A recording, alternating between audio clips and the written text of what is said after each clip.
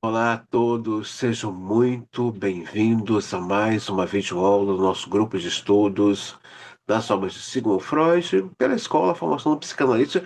E hoje, dando início ao segundo sonho, na página 93, convido os meus queridos alunos, desde os aspirantes e também psicanalistas em formação, a lermos juntos esse capítulo, dando em seguida continuidade à leitura da videoaula passada.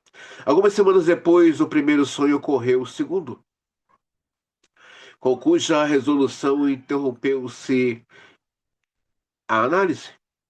Não pôde torná-lo tão transparente quanto o primeiro, mas ele possibilitou uma confirmação desejada de uma posição que se tornara necessária sobre o estado anímico da paciente. Preencheu a lacuna de sua memória e permitiu obter um profundo conhecimento da gênese de outros de seus sintomas. Na aula passada, nós estávamos vendo o caso do primeiro sonho de Dora, né? Onde toda aquele pesadelo do primeiro sonho vai falar das suas questões libidinais a partir da sua infância e que aparentemente parece que tem a ver com o Senhor K, mas a figura realmente central desse objeto de amor é, na verdade, o pai de Dora. E que parece que é o Senhor K, mas não é. Tem a ver com o pai dela. Na Dora, eu estava passeando por uma cidade que não conhecia, vendo as ruas e praças que me eram estranhas. Cheguei então a uma casa onde eu morava, fui até meu quarto e ali encontrei uma carta de mamãe. Dizia que como eu era, como eu sem o conhecimento de meus pais, ela não quisera escrever-me que papai estava doente. Agora ele morreu. E se quiser, você pode vir. Fui então para a estação e perguntei umas 100 vezes onde fica a estação. Sempre recebia sempre a resposta 5 minutos. Vi depois minha frente um bosque espesso no qual penetrei e ali fiz a pergunta ao homem que encontrei. Disse-me mais 2 horas e meia. Pediu-me que o deixasse acompanhar-me e recusei e fui sozinha. Vi a estação à minha frente e não conseguia alcançá-la. E veio o sentimento habitual de angústia e de quando nos sonhos não se consegue ir adiante. Depois eu estava em casa nesse meio tempo, tinha de ter eh, viajado. A criada abriu para mim e respondeu: a mamãe e os outros estão no cemitério. A interpretação desse sonho não prosseguiu sem algumas dificuldades, devido às circunstâncias peculiares ligadas ao seu conteúdo. Em quem interrompemos a análise, nem todo o sonho ficou esclarecido, e também a isso se prende que a minha memória não tenha conservado com qual segurança de todos os pontos a ordem se de- que as deduções foram feitas. Começarei por mencionar o tema sobre o qual versava a análise em um curso quando se deu a interferência do sonho. Desde algum tempo, a própria Dora vinha formulando perguntas sobre a ligação entre suas ações, os motivos é, presumíveis delas. Uma dessas perguntas era por que foi que nos primeiros dias depois da cena no lago eu nada disse sobre ela. Segunda pergunta, por que então, de repente, contei isso a meus pais? E considerava que, de que modo geral, ainda era preciso explicar. o que a levar a sentir-se tão gravemente melindrada pela proposta do Senhor K? Tanto mais que eu começava a a perceber de que para o Senhor K a proposta adora não significara nenhuma tentativa leviana de sedução. Quanto a ela ter dado conhecimento do episódio de seus pais, eu encarava com o ato de já praticado sob a influência de uma sede doentia de vingança. Uma jovem normal, penso eu, lidaria sozinha com essas questões. Então, Freud está dizendo aqui, não é? Aquela coisa que o paciente às vezes pergunta em análise para o analista, né?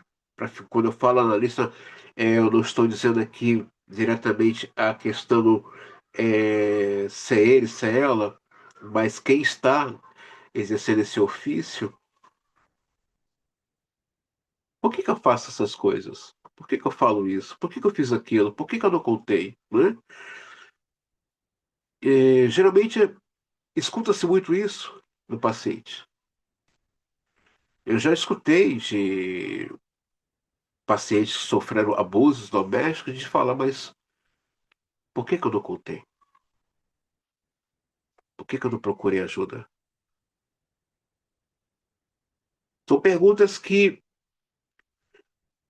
o paciente está tentando nomear aquilo que ele não consegue compreender das suas atitudes, que muitas vezes são atos falhos.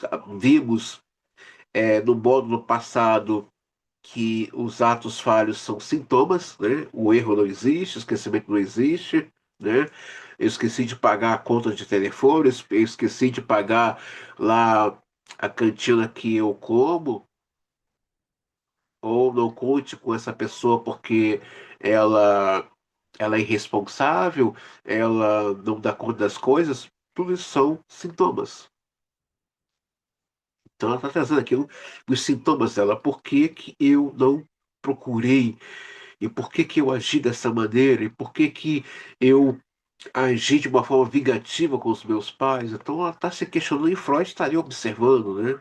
Também na aula passada, no vídeo passado, Freud mostra a insistência dele em tentar ali interpretar aquele sonho. Isso mostra a figura do analista comprometido aí, comprometido com a psicanálise. É importante vermos isso, né? Esse analista que está aí querendo que a análise aconteça, isso querendo que a análise aconteça, é uma série de questões. Certamente, ano que vem, irei pedir a Soraya para trazer essa aula para nós, né? Elaborar com muito carinho, que ela sempre elabora, sobre o que que é esse desejo do analista que a análise aconteça. O que quer dizer realmente isso na prática? Você conhece um analista quando verdadeiramente ele está comprometido com a análise? É como ele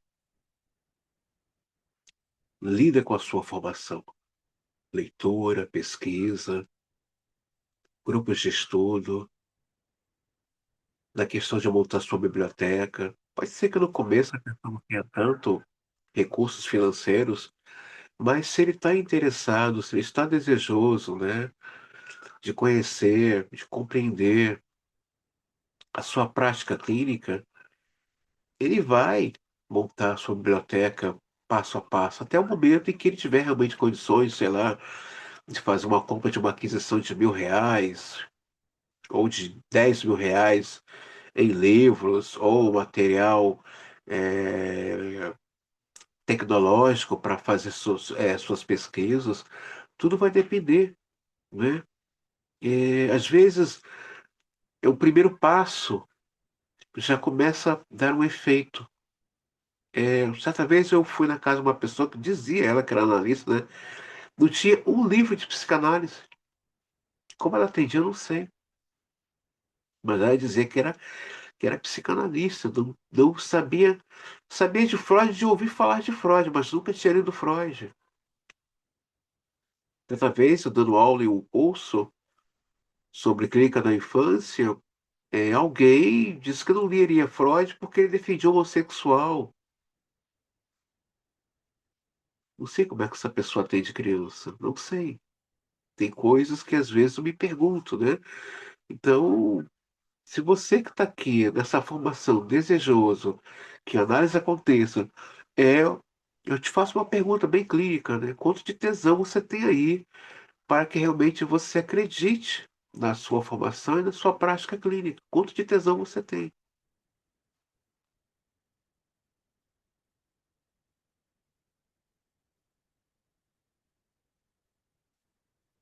Portanto, apresentei o material sugerido na análise desse sonho na ordem bastante confusa em que se oferece a minha reprodução. Página 94. Ela vagava sozinha por uma cidade estranha e via ruas e praças. Assegurou-me certamente que não era B, em que eu pensara primeiro, mas uma cidade em que nunca estivera. Como era natural, prossegui, ela poderia ter visto quadros ou fotografias das quais retirara as imagens do sonho. Depois dessa observação veio o adendo sobre o monumento numa das praças e logo a seguir o reconhecimento de sua fonte. Nas festas de Natal tinha enviado o álbum de paisagens de uma estação de águas alemã. Justamente na véspera, ela o procurara para mostrá-lo a alguns alemão.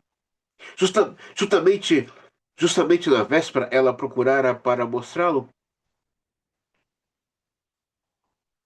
parentes que estavam hospedados em sua casa.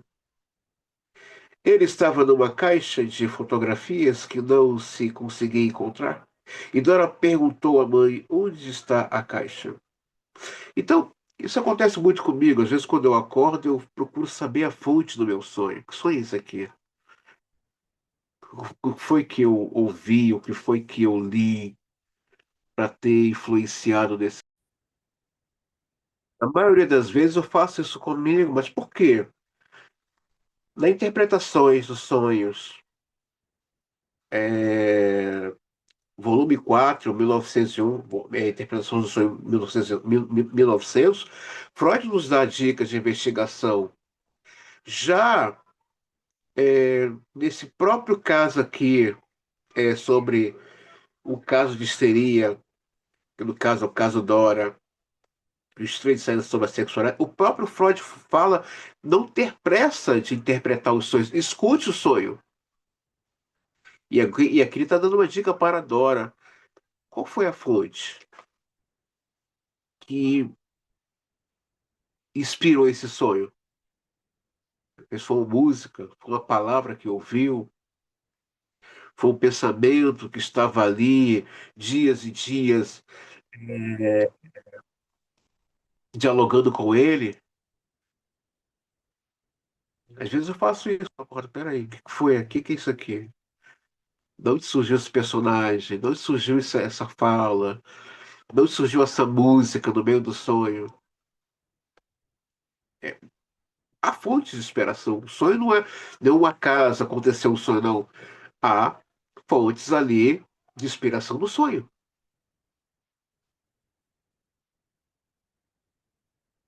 Uma das passagens mostrava uma praça com um monumento, mas o autor do presente era um jovem engenheiro com quem Dora travara rápido conhecimento na cidade fabril. O rapaz aceitara um posto na Alemanha para chegar mais depressa à sua autonomia. Aproveitava todas as oportunidades para fazer-se lembrar a Dora. Era fácil adivinhar que tensionava a seu tempo quando a sua posição melhorasse.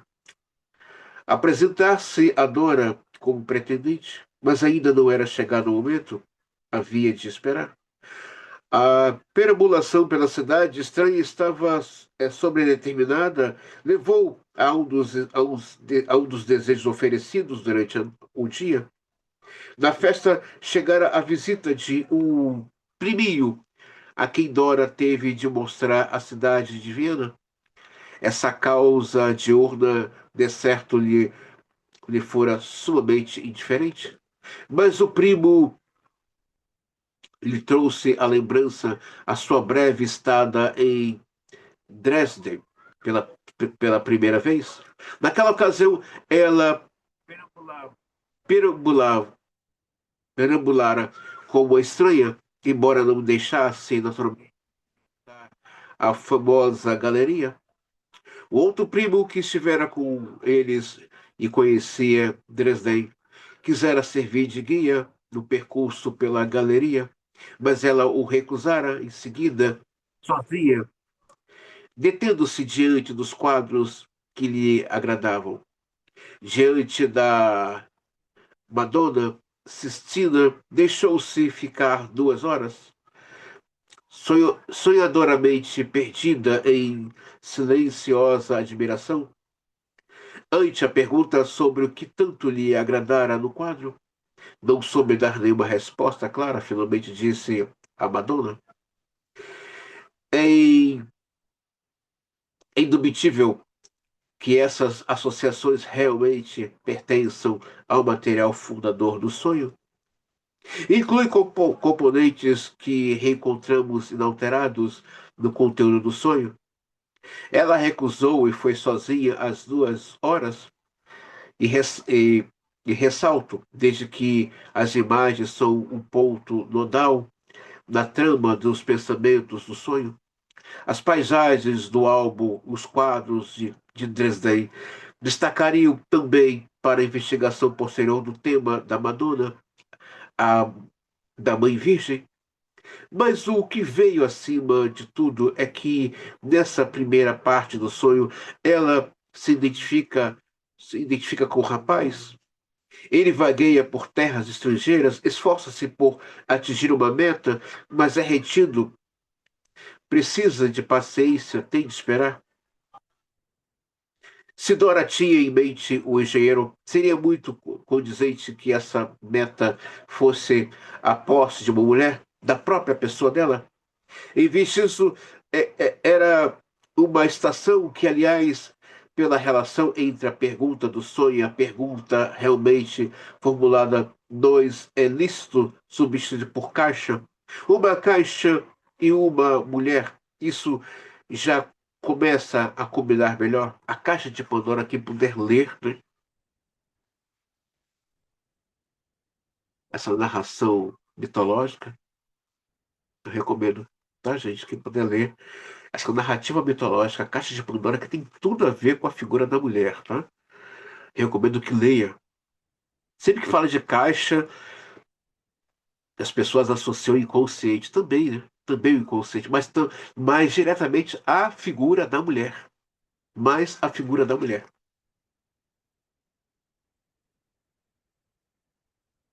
Ela perguntou umas 100 vezes. Isso levou a outra causa do sonho. Essa menos indiferente, na noite da véspera, em meio a uma reunião doméstica, o pai lhe pedira que fosse buscar o conhaque. Não dormia sem antes de beber conhaque. Dora pediu à mãe a chave do buffet, mas ela estava absorta na conversa e não lhe deu resposta alguma, até que, com o exagero da impaciência, Dora exclamou: Já lhe perguntei umas 100 vezes onde está a chave. Na realidade, ela naturalmente se repetira a pergunta umas 5 vezes: Onde está a chave? Parece-me ser o equivalente masculino da pergunta onde está a caixa. Portanto, são perguntas pelos órgãos genitais. Volto a dizer, quem puder aí comprar um livro, precisa ser um tijolo, não, tá, gente? De símbolos, arquétipos, mitologia, simbologia, como eu acabei de falar. semiótica. Compre. Vá ajudá-los nessa questão de interpretação dos sonhos, tá, gente? Quem puder.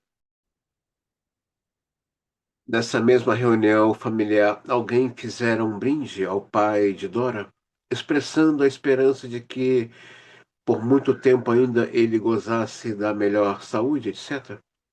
Nisso, uma expressão singular tomou o rosto cansado do pai, e ela compreendeu os pensamentos que ele teve de sufocar. Pobre, enfermo, quem poderia saber quanto tempo de vida ainda lhe restava? Quando chegamos ao conteúdo da carta, no sonho, o pai estava morto e ela saíra de casa por seu próprio arbítrio. A partir dessa carta, relembrei prontamente, Adora, a carta de despedida que ela escrevera aos pais, ou que pelo menos fora composta para eles.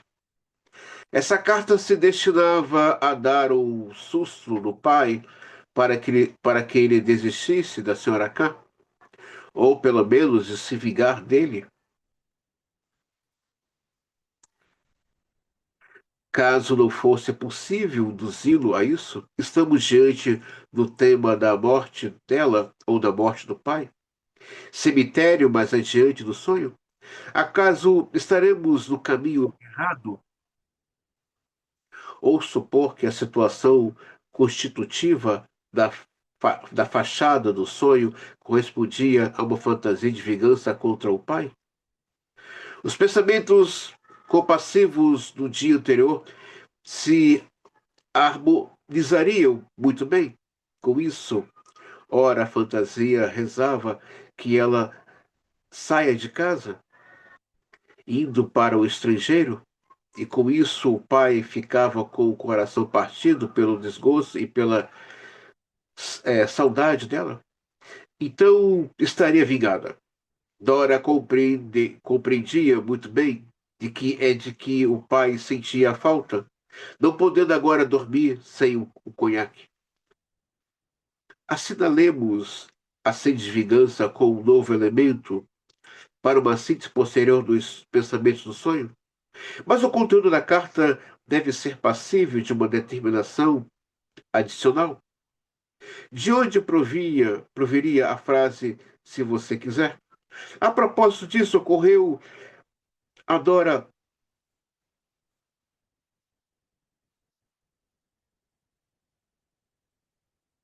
Com isso, ela também reconheceu essas palavras, como uma citação extraída da carta da senhora K, que contivera o convite para ele, o lugar junto ao lago. De maneira estranhíssima, após a interação, se você quiser vir, havia nessa carta um ponto de interrogação colocando bem no meio da frase. Assim estamos outra vez, de volta à cena do lago, e aos enigmas ligados a ela. Pedi a Dora que descrevesse essa cena minuciosamente. A princípio, ela revelou grandes novidades. O Sr. K fizera uma introdução razoavelmente seria, mas ela séria, mas ela não o deixara terminar. Mal compreendeu o que se tratava, deu-lhe uma bofetada no rosto e se afastou às pressas.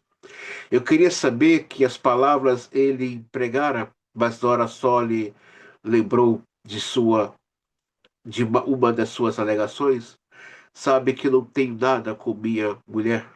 Naquele momento, para não tornar a encontrá-lo, eu quisera voltar para ele, contornando o lago a pé, e perguntou ao homem com quem cruzou que distância ficava. Ante a resposta, às 2 horas e meia, desistiu dessa intenção e voltou em busca do barco, que partiu logo depois. O senhor K também estava lá novamente. Aproximou-se dela e lhe pediu que lhe desculpasse e não contasse nada sobre o incidente, mas ela não lhe deu resposta alguma. É mesmo? O bosque do sonho era muito parecido com o bosque na orla do lago, do qual se desenrolara a cena que ela acabava de descrever. Mais uma vez, justamente esse mesmo bosque denso é que ela vira da véspera de um quadro de exposição sessionista. Ao fundo do quadro via-se ninfas. Nesse ponto, uma suspeita transformou-se em certeza para mim. Estação literalmente pátio de ferrovia, cemitério literalmente pátio de paz.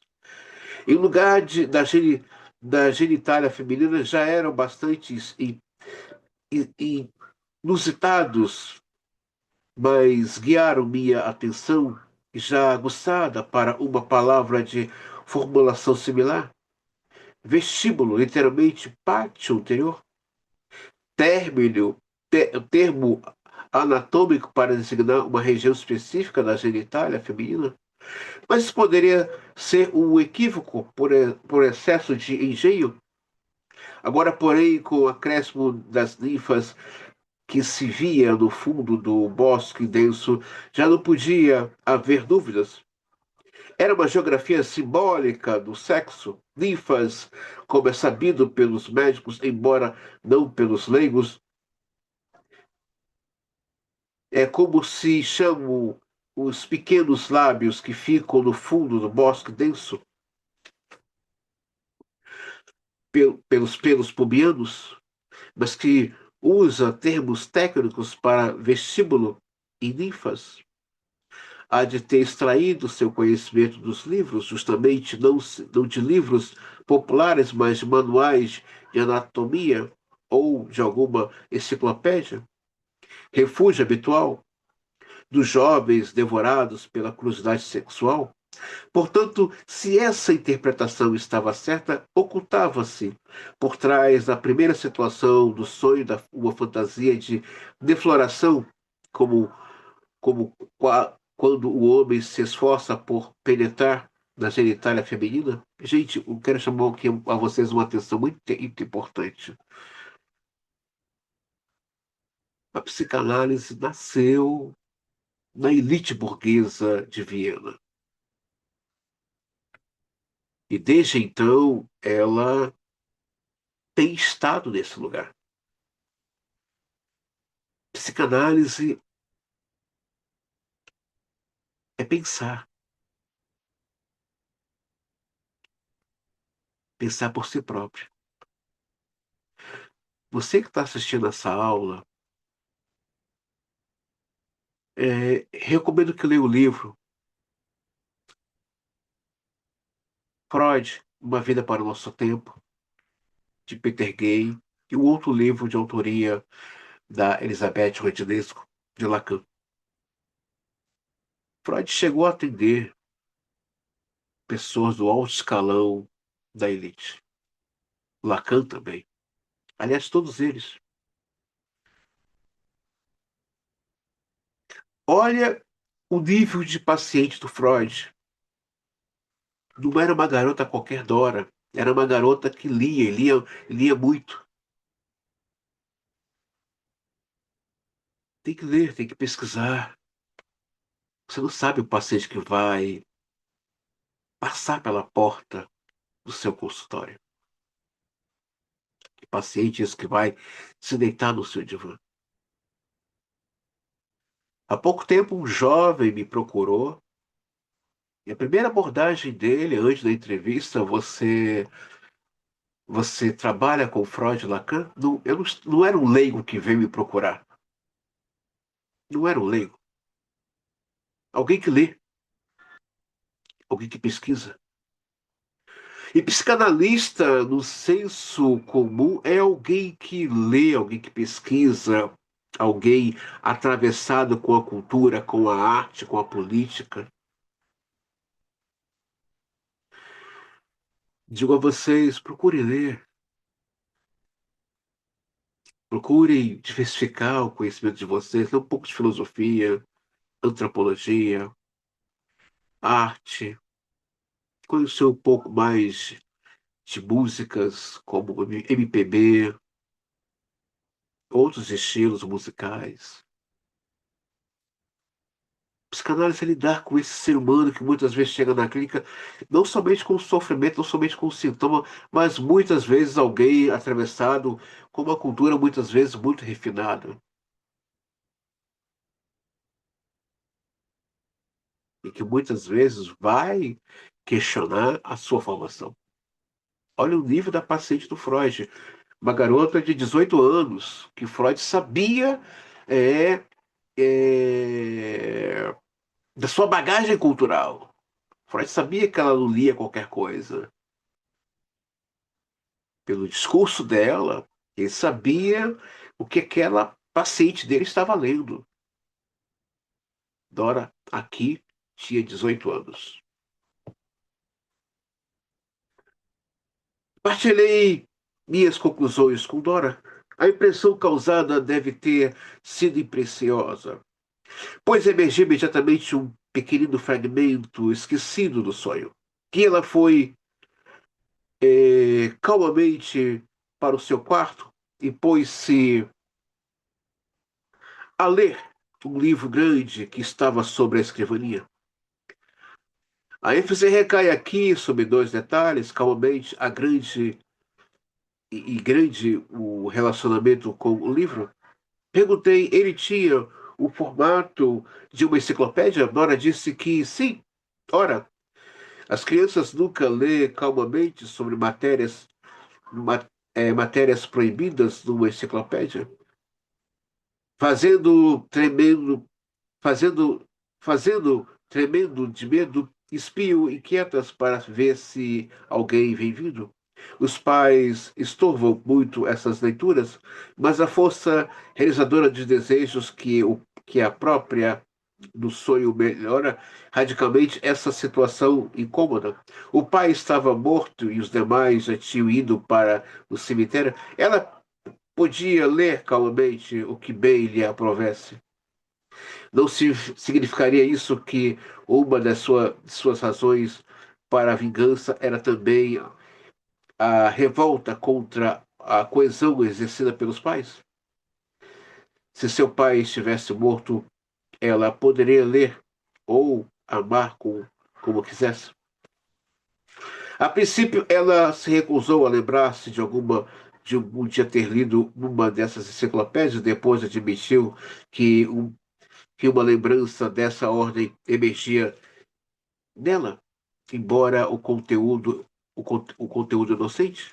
Na época em que a tia, a quem tanto amava, estivera gravemente enferma, já se havia decidido a viagem de Dora a Viena. Chegou de outro tio uma carta anunciando que eles não poderiam ir a Viena, já que o filho dele, primo de Dora, portanto, adoecera perigosamente de uma apendicite.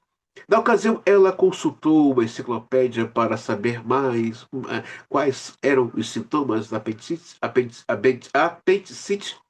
Do que leu, então, ela ainda recordara a dor característica localizada no abdômen. Lembrei-me então de que pouco depois da morte da tia Dora sofrera em Viena uma suposta apendicite. Até esse momento eu não me atrevera a incluir essa doença entre suas produções histéricas. Contou ela que nos primeiros dias teve febre alta e sentiu no baixo ventre a mesma dor sobre a qual lera na enciclopédia. Lembrando que a histérica adoece por conveniência, tá, gente? Há um caso clínico é, é, sobre as primeiras publicações psicanalíticas, né, sobre histeria, 1893 e 1899. Freud vê uma paciente chegar numa ala médica e vê vários pacientes deitados em uma cama e ela decide adoecer também. Então, Freud ele fez a leitura, não é que ela estava doente, ela adoeceu por conveniência. Então, há determinadas psicossomáticas que não é psicossomática, é simplesmente uma conveniência. Não custa nada ficar doente também, juntamente com vocês. A histérica consegue fazer isso. Puseram-lhe compressas frias, mas ela não conseguia suportá-las. No dia seguinte, em meio a violentas dores, chegou sua menstruação, que desde seu adoecimento tornara-se muito irregular. Nessa época, ela sofria constantemente de concepção intestinal, de constipação intestinal. Não parecia correto conceber esse estado como puramente histérico. Se indubitavelmente ocorre a febre histérica, parecia arbitrário, por outro lado, atribuir a febre dessa doença questionável à histeria, e não uma causa orgânica atuante na ocasião. Eu estava a ponto de abandonar essa pista quando a própria Dora veio em meu auxílio, trazendo seu último adendo ao sonho. Ela se via com singular nitidez subindo as escadas. Olha, subir as escadas são movimentos é, é, é, é, é, eróticos, né? Aquele movimento vaginal, né? Sobre o pênis, né? Esse sobe, desce, né? Na verdade, é aquela escada caracol, né? Sobe, desce. Então fala aí dessa questão desse prazer sexual é, de subir e descer a escada caracol. Naturalmente, ela exigia para isso um determinante especial. Dora objetou que afinal tinha de subir a escada se pretendia chegar ao seu apartamento, que ficava no andar alto, e foi-me fácil repetir essa objeção, levantada talvez não muito a sério, assinalado que no sonho ela poderia viajar da cidade estranha até Viena, omitindo o percurso de trem, também poderia ter deixado de fora a subida da escada. Ela prosseguiu então no relato depois da apendicite tivera dificuldades para caminhar, pois arrastava o pé direito. Isso persistira por muito tempo. E, portanto, de bom grado, ela evitava as escadas. Até hoje, o pé ainda se arrasta muitas vezes. Os médicos, por ela consultados a pedido do pai, muitos se haviam admirado com essa sequela extremamente incomum de uma apendicite, sobretudo porque a dor abdominal não voltou a aparecer e, de modo algum, acompanhava o arrastar do pé. Trata-se, portanto, de um autêntico sintoma histérico? Por mais que a febre da época fosse considerada orgânica, talvez um dos ataques tão frequentemente de influenza sem localização por particular estava agora comprovado que a neurose se apoderara desse evento fortuito e se valera dele para uma de suas manifestações. Assim, Dora havia arranjado para si uma doença sobre a qual lera na enciclopédia, dessa, punindo por essa leitura, punindo-se por essa leitura, e teve de reconhecer que o castigo não podia em absoluto referir-se à leitura do artigo docente, mas que se deu mediante deslocamento. Depois que essa leitura seguiu-se uma outra, mais carregada de culpa, que hoje se ocultava na lembrança por trás da leitura inocente contemporânea. Talvez ainda fosse possível investigar sobre que temas ela lera naquela ocasião. O que significava, então, aquele estado que pretendia imitar uma Perit Flit, a sequela, a sequela da ficção? o arrastar de uma perna era inteiramente incompatível com uma perit flit, ou, por certo, deveria adequar-se melhor ao sentido secreto e talvez sexual do quadro patológico. Se fosse possível esclarecê-lo, ele poderia lançar luz no sentido buscado. Tentei encontrar uma via de acesso para esse enigma.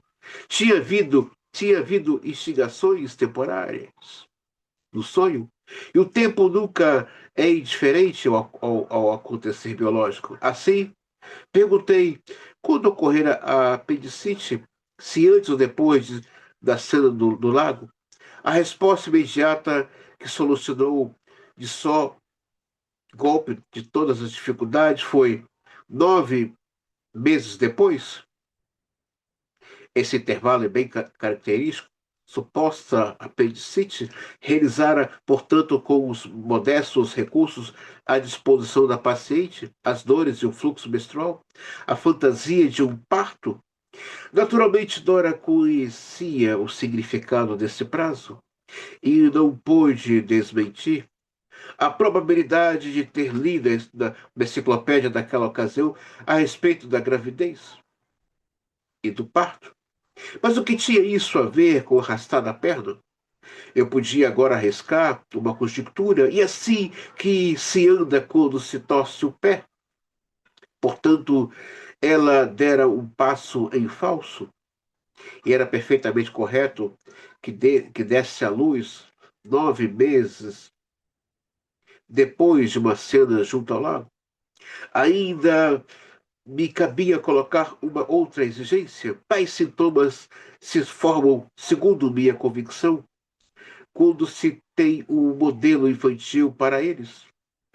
Por minhas experiências feitas até agora, devo sustentar firmemente que as lembranças que se tem de épocas posteriores não dispõem da força necessária para se impor como sintoma. Eu não ousava esperar que Dora me fornecesse o material infantil desejado, posto que ainda não posso afirmar a validade universal da tese. Por mais que agradecesse fazê-lo aqui, porém, a confirmação veio de imediato. Sim, quando pequena, ela torcera certa vez esse mesmo pé. Estava em B, e desde as escadas escorregara num degrau. O pé, justamente o mesmo que ela arrastava depois, inchara e tivera de ser enfaixado, deixando em repouso por algumas semanas. Isso foi pouco tempo antes da asma nervosa que lhe sobreveio no 8º ano de vida. Agora, era preciso tirar proveito da comprovação dessa fantasia. Se você passou por um parto 9 meses depois da cena do lago, e se até hoje arca com as consequências do passo em falso, isso prova que no inconsciente você lamentou o desfecho da cena. Assim, seu pensamento inconsciente tratou de corrigi-lo. A premissa de sua fantasia de parto é que, de fato, algo aconteceu naquela ocasião, que você vivenciou e experimentou, então, tudo que mais tarde teve que distrair da enciclopédia. Como vê, seu amor pelo Sr. Carr não terminou com aquela cena, mas, como afirmei, persistiu até os dias de hoje, embora em seu inconsciente Dora não mais o contradisse. Ou seja, ela amou o Sr. K. E aqui cabe, de novo, eu ressaltar para vocês a importância desse analista ter um certo arcabouço de conhecimento, não somente teórico, mas também uma certa bagagem cultural, né? Ler um bom livro de história, de anatomia, de estudar um pouco de fisiologia, procurar autoridades no assunto, desenvolver ali um diálogo para tirar dúvidas, ou assistir bons canais no YouTube de documentários sobre determinado assunto cultural ou da saúde. vai dando aí o enriquecimento desse olhar e dessa escuta. Essa escuta vai ficando mais rica, mais produtiva, mais perceptível. Freud já tinha uma bagagem médica, uma bagagem cultural, era um homem viajado, tinha viajado para a França, tinha uma vivência como neurologista, presenciou muitas coisas. Então, para ele ficou fácil, né, ver. Freud estava lendo além do sintoma. Ele viu o sintoma, mas ele leu além do sintoma. É isso que o analista faz. Ele não se prende ao sintoma. O que está por trás do sintoma? Estava ali o amor de Dora pelo Sr. K. Estava ali o amor, né? Estava ali o amor pelo Sr. K.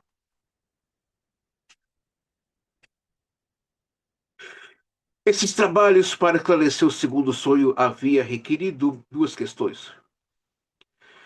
Quando, ao término da segunda, expressei minha satisfação até o conseguido, ela respondeu em tom desdenhoso: Ora, será que apareceu tanta coisa assim?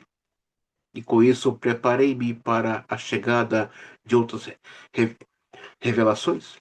Dora iniciou a terceira sessão com essas palavras: O senhor sabe, doutor, que hoje estou aqui pela última vez? Não posso saber, pois você não me disse nada a esse respeito. É, eu me pusera a aguentar até o ano novo, mas não quero esperar mais pela cura. Você sabe que tem sempre a liberdade de se retirar, mas hoje ainda vamos continuar trabalhando. Quando foi que tomou essa decisão? Faz uns 14 dias, creio. Isso soa como uma empregada ou uma governanta, um aviso prévio de 14 dias. Olha que acho legal no Freud é a sua capacidade de leitura e interpretação, né? Freud era um homem versado, desde cedo ele deixa claro nos livros sobre histeria que desde criança era um homem muito dedicado aos estudos, ganhara de presente do pai enciclopédias de leitura e pesquisa. Também fizeram isso com seus filhos.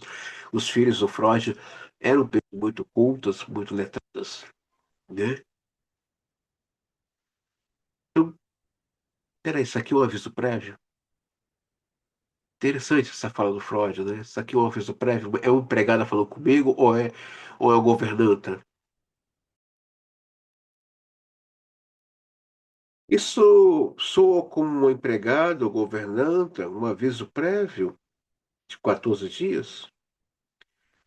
Havia também uma governanta que deu aviso prévio na casa dos K, quando os visitei em L, no lago. É mesmo. Você nunca me contou nada sobre ela.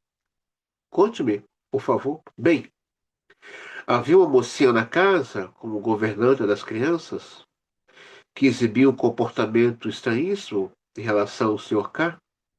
Não cumprimentava, não lhe dava nenhuma resposta, nunca lhe entregava nada à mesa quando ele lhe pedia. Em suma, tratavam como se fosse vento. Aliás, ele também não era muito mais cortês com ela. Um dia ou 2 dias antes da cena do lago, a moça me chamou à parte. Tinha algo a me comunicar? Contou-me então que o Sr. K, numa época em que sua mulher estivera ausente por várias semanas, tinha se aproximado dela, fizera um assédio, gente, e lhe pedira que fosse solícita com ele, dizendo que não tinha nada com sua mulher, etc. Ora, são as mesmas palavras que ele usou ao fazer a sua proposta, em função das quais você deu a bofetada no rosto? É, ela cedeu, mas em pouco tempo já não lhe dava importância. Desde então, ela passou o diálogo. Essa governanta deu um aviso prévio? Não, estava pretendendo fazê-lo. Diz-me que tão logo se sentiu abandonada, contou o acontecido a seus pais, que são gente decente, que não mora em um lugar, em algum lugar da Alemanha. Os pais lhe exigiram que abandonasse a casa imediatamente. Como isso não foi feito, escreveram dizendo que não queriam mais saber dela. Ela nunca mais poderia voltar para casa. E por que ela não foi embora? Disse que ainda queria esperar um pouco para ver se o Sr. K não se modificaria. Não suportava viver daquela maneira. Se não visse nenhuma mudança, daria o aviso prévio e sairia. E o que aconteceu com a moça? Só sei que foi embora. Não teve nenhum filho dessa aventura? Não. Em meio à análise, portanto, aliás, em perfeito acordo com as regras, ali vinha à luz um fragmento de material efetivo que ajudava a solucionar problemas previamente levantados. Pude dizer a Dora: agora conheço o motivo daquela bofetada, o que você respondeu à proposta do Sr. K. Não foi afronta pela impertinência dele, mas uma vingança por ciúme. Quando a mocinha lhe contou sua história, você ainda pôde valer-se de sua arte de pôr de lado tudo que não convinha a seus sentimentos.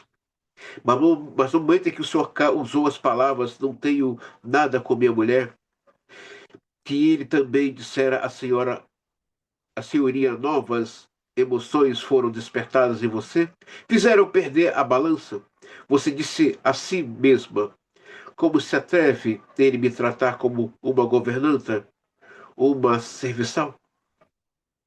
A esse orgulho ferido somaram-se os ciúmes e os motivos de prudência conscientes. Definitivamente era demais para provar o quanto você ficou impressionada com a história da governanta. Relembro suas repetidas identificações com ela no sonho, em sua própria conduta.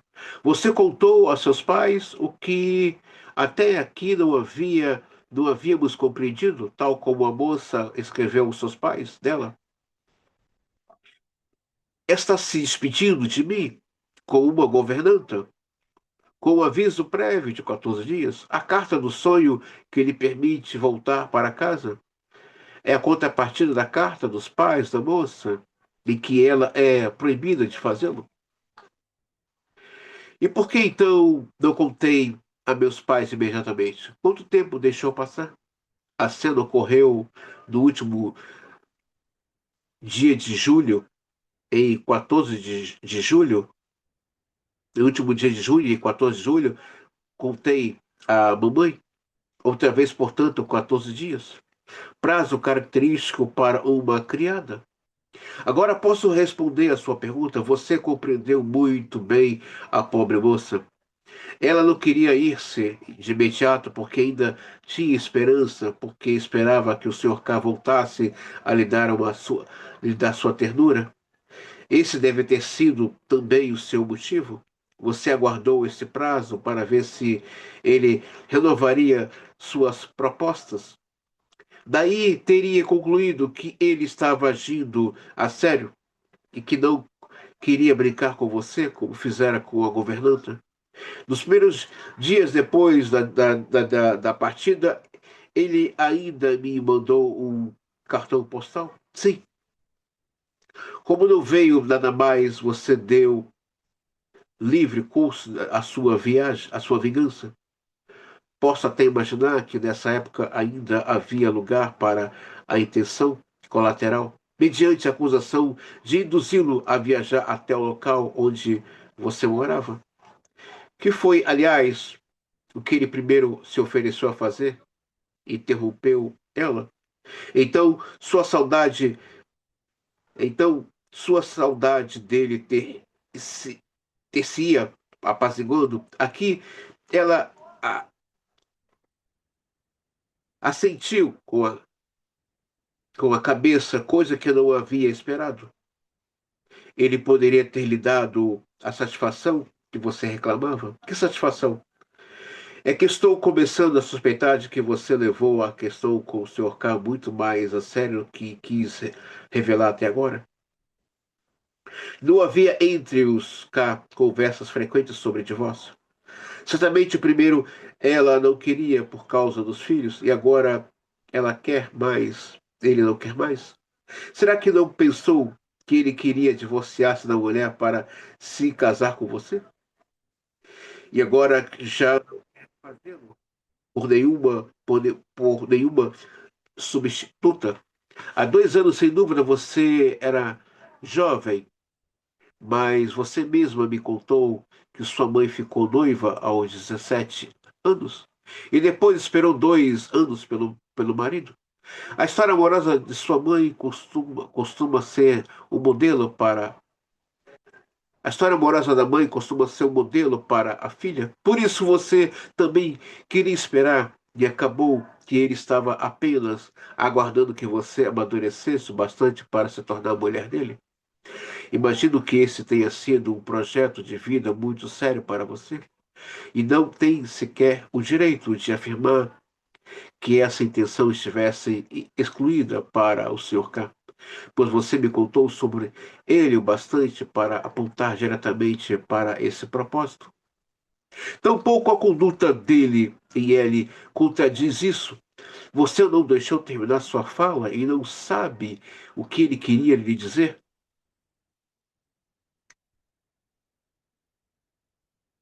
Aliás, o projeto não seria tão possível de realizar?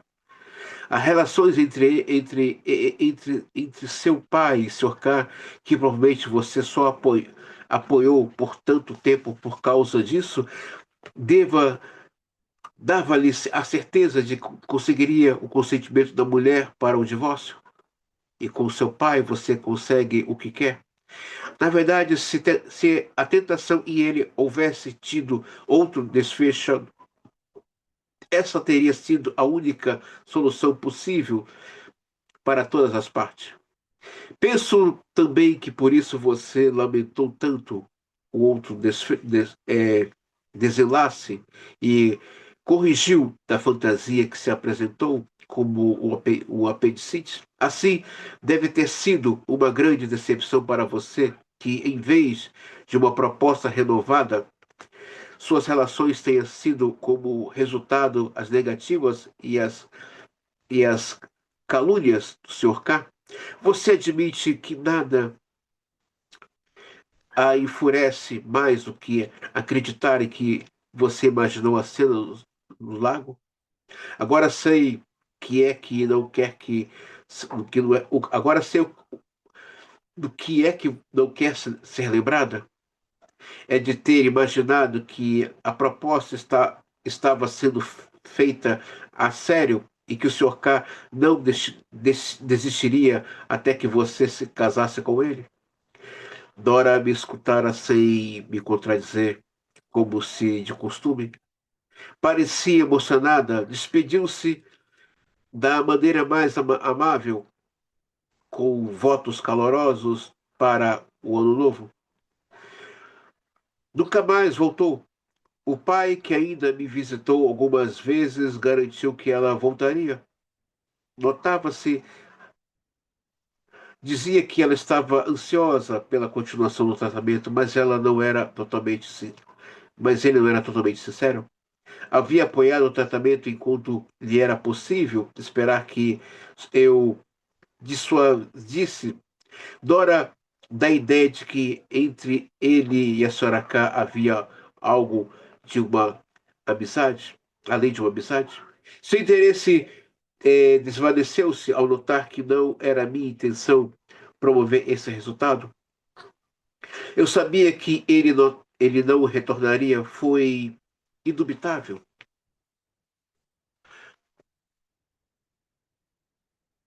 Ato de vingança que no momento em que minhas esperanças de um término feliz do tratamento estavam no auge, ela partisse de maneira tão inesperada e aniquilasse essas esperanças. também sua tendência a prejudicar a si mesma beneficiou-se desse procedimento. Quem, como eu, invoca os mais maléficos e maldomados demônios que habitam o peito humano. Com eles travando o combate, deve estar preparado para não sair do ileso dessa luta. Será que eu poderia ter conservado a moça em tratamento se tivesse eu mesmo representado o papel? Se já exagerasse o valor de sua permanência para mim? Ele mostrasse o interesse caloroso que, mesmo atenuado por minha posição de médico, teria equivalido ao substituto da ternura, porque ela ansiava? Não sei. Já que em todos os casos parte dos fatores encontrados sob a forma da resistência permanecem desconhecidos. Sempre evitei de desempenhar papéis e me contentei com uma arte psicológica mais modesta. A despeito de todo o interesse teórico e de todo o empenho médico de curar, tenho muito presente que a influência psíquica necessariamente tem limites. A respeito, como tais, também a vontade de compreensão do paciente. Tampouco sei sobre o Sr. K. Teria logrado mais que lhe fosse revelado que aquela bofetada no rosto de modo algum significara o não definitivo de Dora, mas que expressara o ciúme recém-despertado nela, enquanto as emoções mais intensas de sua vida anímica ainda tomava partido dele. Se ele não tivesse dado ouvidos a esse primeiro não e houvesse persistido em sua proposta com a paixão mais convincente, o resultado bem poderia ter sido um triunfo da afeição da moça sobre suas dificuldades internas. Mas creio que talvez, com a mesma facilidade, isso poderia tê-la apenas provocado a satisfazer nele com intensidade ainda maior sua sede de vingança. Nunca se pode calcular para que lado penderá a decisão do conflito entre os motivos, se para a eliminação ou para o esforço do recalcamento. A incapacidade para o atendimento de uma demanda amorosa real é um dos traços mais essenciais da neurose. Os doentes são dominados pela posição entre realidade e fantasia. Aquilo que, por mais intensamente anseiam em suas fantasias, é justamente aquilo que foge quando lhe é apresentado pela realidade. E com maior gosto se entregam às suas fantasias quando já não precisam temer a realidade delas. A barreira levantada pelo recalcamento, no entanto, pode cair sob o assalto de excitações violentas de causa real. A neurose ainda pode ser derrotada pela realidade, mas não podemos avaliar genericamente em quem e de que maneira essa cura seria possível. Então nós vemos aqui Freud persistindo, e acho isso muito importante ver esse exemplo que Freud nos deixa na obra dele, né? Vemos isso quando ele começa os seus estudos sobre histeria. Freud vai estudar histeria durante entre 12 a 13 anos, né? Acho interessante que a pessoa mal entendeu o que é uma formação psicanalítica, quer atender sem esmiuçar, sem destroçar, sem. Não dá para enxugar tudo, mas pelo menos mergulhar um pouco mais para entender aquele assunto, não é? Eu não entendo. esse desespero de querer atender. De verdade, eu não entendo. Mas eu acho interessante a insistência de Sigmund Freud. Querer entender esse sonho que para ele tá faltando aqui as peças. Quando há desejo, quando há insistência, as coisas começam a se encaixar. E se encaixou para Freud. Dora realmente queria o Sr. K. Ela o desejou, mas ela esperava que ele viesse corresponder às suas fantasias. Freud não entrou no conluio da cilada do pai, que viesse a convencer Dora de que não havia nada entre ele e a senhora K. É o que muitas vezes o analista passa, né? Quando os pais trazem uma adolescente, quer que o analista. Não, o analista não estaria para mudar esse adolescente, não estaria para querer fazer a cabeça. Ele estaria para escutar esse adolescente. Já me aconteceu de atendimento de casais que a esposa queria convencê-lo de algo.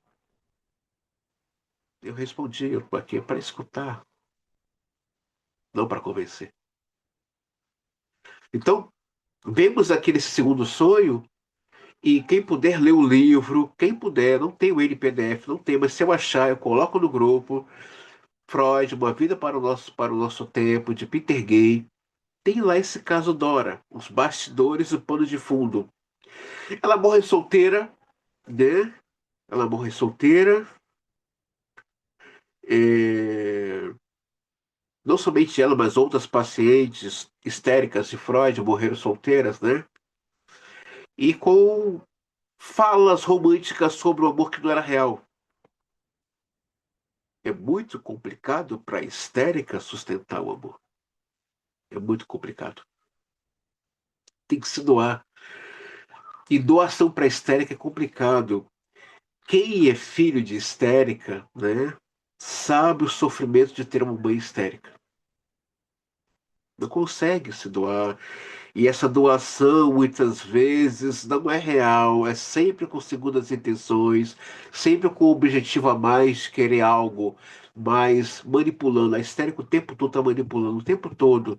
É muito raro você ver a histérica se envolver com o outro de maneira honesta, de maneira sincera. É sempre pela sedução, sempre pela manipulação e sempre com a imposição de uma impostação de voz. Eu espero que esse pequeno quadro, dessa pequena videoaula aqui, possa dar o norte a você, meu querido aspirante, e traga suas dúvidas para o grupo, por favor. E lembrando que no mês de janeiro irá iniciar aí o curso que faz parte da formação de vocês sobre a clínica de Melanie Klein. Vai começar na primeira quarta-feira de janeiro e vai terminar na última quarta-feira de dezembro de 2026. Então, desde já, é, a proposta de apresentar para vocês outras clínicas já está sendo colocada em pauta. Também teremos aí também aulas com a Soraya Gonzaga sobre a clínica do Lacan. Então, meu querido, qualquer dúvida sobre esse quadro, não deixe de perguntar no grupo, tá bom, gente? Então, desde já, até a próxima videoaula e muito obrigado pela sua presença e participação.